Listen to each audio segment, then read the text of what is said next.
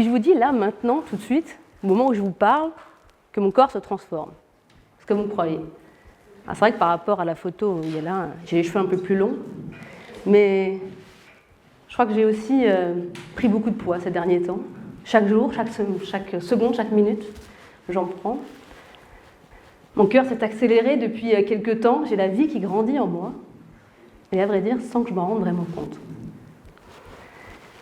Quelle magnifique culture finalement que la grossesse, cette petite graine qui a trouvé un terreau fertile et qui va donner naissance à un être humain. Le corps est magique, il nous permet de faire des choses extraordinaires, il se développe, il se transforme.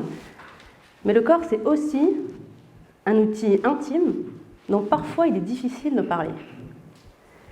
J'aimerais voir 3 choses avec vous aujourd'hui. La première, c'est comment est-ce que ces sujets tabous dont on ne parle pas, comment est-ce qu'on peut mieux les aborder ensemble? Comment est-ce qu'on peut cultiver le savoir, la connaissance pour mieux vivre ensemble et surtout changer notre perception des choses et changer notre manière de voir le monde. Deuxièmement, comment est-ce que l'innovation, la technologie, qu'elle soit high-tech ou low-tech d'ailleurs, comment est-ce qu'elle contribue également à cela et comment est-ce qu'on peut réellement avoir un impact social et sociétal avec ces outils. Et puis troisièmement, j'aurais parlé aujourd'hui avec vous qui êtes des ingénieurs, des créateurs, des avant-gardistes. Demain, vous allez très certainement être confrontés à des sujets, peut-être des innovations, pour lesquels la société n'est pas forcément encore prête. Et il va falloir éduquer, il va falloir cultiver le savoir, la connaissance, pour finalement transmettre votre innovation, votre nouveauté, pour toucher finalement ces utilisateurs. Alors premièrement, voyons comment est-ce qu'on cultive le savoir, comment est-ce qu'on cultive cette connaissance. Moi, ma spécialité, c'est le périnée. Dit comme ça, peut-être pas très sexy. Mais on va comprendre aujourd'hui pourquoi et qu'est-ce que ça veut dire. Alors déjà, commençons par savoir qui ici sait qu'est-ce que le périnée. C'est un muscle, comme vous le voyez ici en bleu sur l'image, qui est situé dans le bas-ventre. Il soutient les organes, il permet la posture, de se tenir droit, et il permet aussi la continence. La continence est l'inverse de l'incontinence. Quand je vais sauter, éternuer, rigoler, je vais appuyer sur ce muscle. Et s'il n'est pas assez tonique, s'il n'est pas assez renforcé, je vais avoir des fuites urinaires. Si vous n'en avez jamais entendu parler de ce muscle, c'est très certainement parce qu'il est dans cette zone. De là à là, surtout, on n'en parle pas, attention. Non. Mais d'ailleurs, ce n'est pas lié que au sujet de santé de la femme. On ne parle pas de cancer de la prostate, palpation des testicules, coloscopie, non. Coloscopie, pour information, c'est une petite caméra qui rentre par votre anus, qui va visiter vos entrailles version bus magique. Heureusement que ça existe, cette solution. Heureusement qu'on peut voir si vous êtes en bonne santé, si tout va bien. Mais non, surtout, n'en parlons pas. C'est dans cette zone, c'est interdit. Et c'est ça le problème. Il y a beaucoup de sujets comme ça, dont on ne parle pas, et pourtant là on parle du corps, on parle de la santé de tout un chacun. Et donc le sujet, c'est comment est-ce qu'on peut parler davantage, facilement, de ces sujets pour finalement capitaliser sur ça. C'est quand même trop dommage qu'à travers votre expérience, les recherches, etc., on accumule plein de connaissances, mais si derrière on ne les transmet pas, qu'est-ce qu'on fait? À chaque génération, il faut qu'on recommence. Il faut réexpliquer, réapprendre. Non, c'est important de comprendre, véhiculer des messages et grandir ensemble. Par exemple, si on prend le sujet de l'adolescence, par exemple, c'est vrai que c'est un peu flippant en ce moment. Qu'est-ce qui se passe? Il y a des femmes qui, d'un seul coup, ont leurs règles. Il y a très longtemps, elles avaient peur, elles paniquaient. Qu'est-ce qui se passe? D'un seul coup, on ne m'a jamais dit. Qu'est-ce qui m'arrive? Il y a des personnes qui, parfois, devaient, il y a fort longtemps, avorter avec une aiguille. On ne leur avait pas dit. Comment faire? Il n'y a pas de possibilité. Ou d'autres personnes, il y a aussi fort longtemps, qui pensaient qu'on pouvait simplement attraper le sida, par exemple, par simple contact avec la peau. Si aujourd'hui, ça vous paraît complètement aberrant ce que je dis, c'est bien que la connaissance, elle vous a été transmise, elle a fait un chemin, et maintenant vous l'avez acquise, et bien entendu, vous aussi, vous allez la transmettre. Eh bien, c'est pareil pour le périnée. Il y a une femme sur 3 qui est touchée par l'incontinence urinaire quand elle l'éternue, elle saute, mais personne n'en parle. Depuis qu'on a banalisé d'ailleurs le sujet sur les règles, ou en tout cas on en parle plus, c'est quand même plus simple pour les jeunes filles, quand l'arrivée des règles est là, de comprendre, ok, c'est normal, c'est physiologique, il n'y a pas de problème, elles peuvent en parler dans leur cercle familial, amical, ou même dans leur enseignement, c'est plus un problème.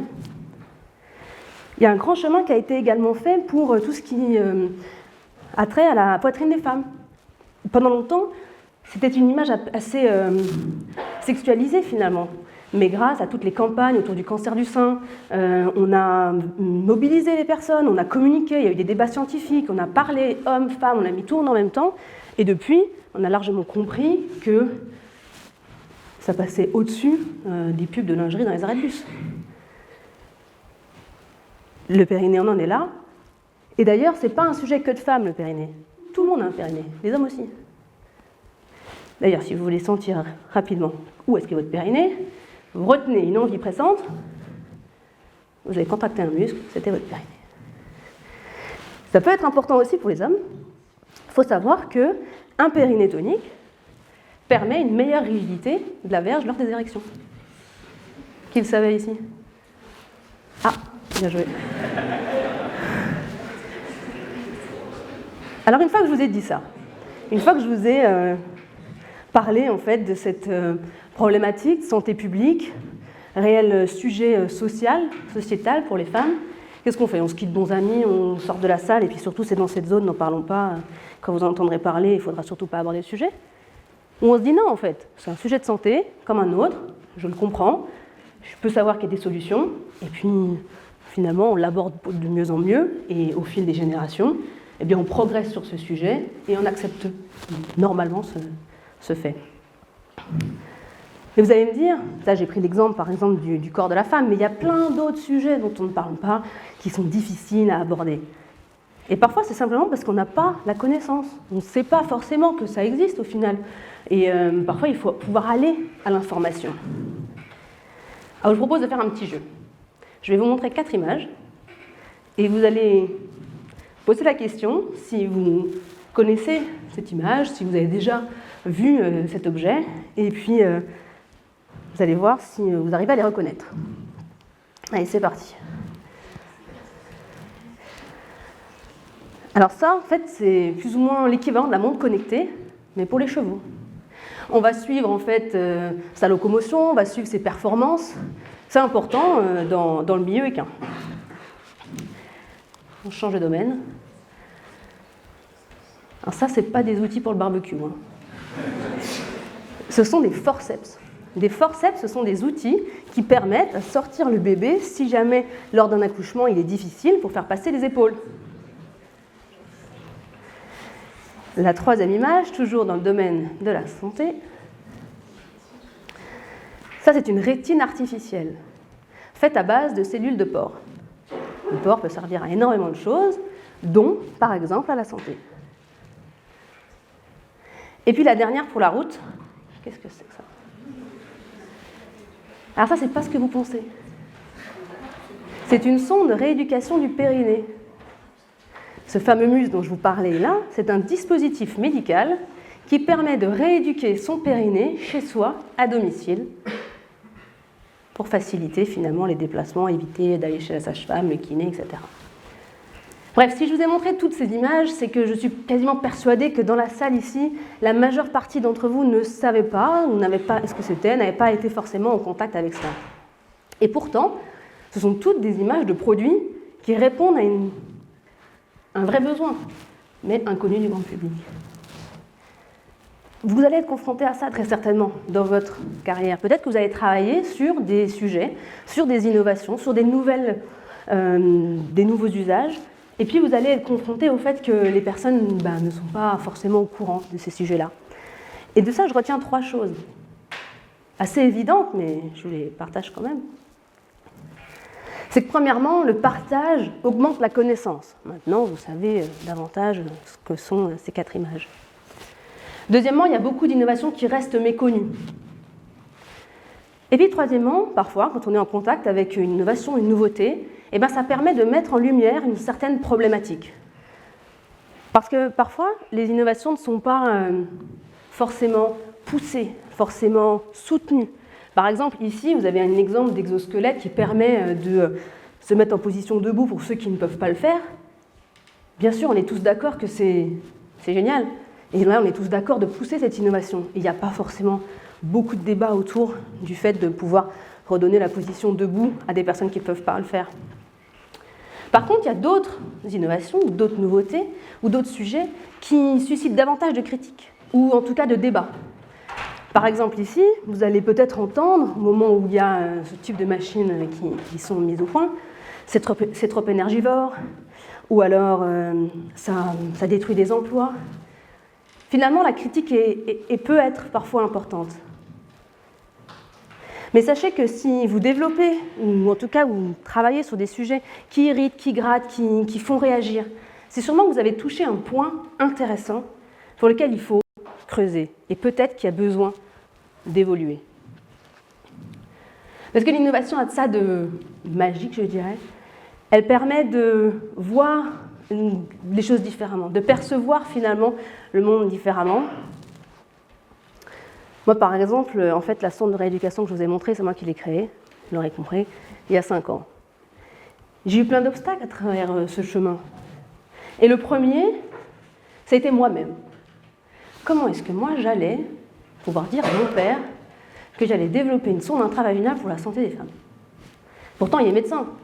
Mais le poids de l'éducation, le poids de la société était trop fort à ce moment-là, quand je voulais me lancer. Et puis le deuxième obstacle, ça a été les autres. Cet enfer, les autres. Comment est-ce que j'allais communiquer à des inconnus, à mon entourage, à des investisseurs, quand j'allais leur dire non, c'est pas un jouet pour adultes, c'est bien un dispositif médical qui répond à une problématique de santé publique. On est dans un vrai sujet de santé. Et puis j'ai réfléchi, et puis je me suis dit, bon, si moi aujourd'hui, j'ai compris qu'il y avait un vrai sujet social, sociétal, un vrai sujet de santé autour de ça, et que je ne faisais rien, qui le ferait? Alors je me suis donné cette mission qui a fait beaucoup de sens, et dans mon alignement il y a 5 ans, à me dire, ben voilà, en fait, on va développer des outils, des nouvelles solutions pour la santé des femmes, qui leur permettent de prendre conscience de la puissance de leur corps, notamment de leur périnée, et qu'elles aient confiance en elles au quotidien. Et puis, on en est arrivé là, 5 ans plus tard, on a fait un long chemin. Et cette mission, finalement, c'était quasiment une mission sociale, voire quasi philosophique. Et ce qui est intéressant dans l'aventure entrepreneuriale que je mène, c'est que je pense que plus l'aventure entrepreneuriale avance, plus ça permet parfois de donner un sens à son existence, ou tout du moins, de donner l'opportunité de défendre les idées auxquelles vous croyez vraiment. L'innovation, elle peut vous permettre vraiment de voir les choses différemment. Prenez par exemple ce gars en trottinette il y a 10 ans, il était comme ça, il galérait, c'était réservé pour les enfants, les trottinettes. Maintenant, ils sont là, costume, cravate, petit casque, sous la trottinette électrique. On a changé notre perception de ce gars-là. Eh bien, nous, on a fait pareil, on a changé notre perception, la perception en tout cas, de la rééducation du périnée avec un dispositif médical qu'on utilise à la maison. Et c'est un dispositif qui est connecté à une application mobile, et on peut faire des exercices ludiques, puisqu'à chaque fois qu'on contracte son périnée, on envoie un signal sur notre téléphone et on fait sauter un petit bonhomme, on envoie des fléchettes, etc. Tout ça est ludique pour impliquer la patiente, qu'elle le fasse et que c'est une efficacité médicale. Et donc c'est ça, cultiver l'avenir, cultiver le savoir, cultiver la connaissance, faites part des choses que vous connaissez aux autres pour qu'on progresse tous ensemble, qu'on progresse sur des sujets de société, des sujets importants. Et puis si ça marche, un jour vous aurez peut-être des messages, comme j'ai la chance de recevoir très souvent, qui me disent « mais merci, vous avez changé ma vie ». Et à ce moment-là, vous saurez que vous êtes au bon endroit, au bon moment, que vous avez raison de le faire et qu'il faut continuer. Alors foncez.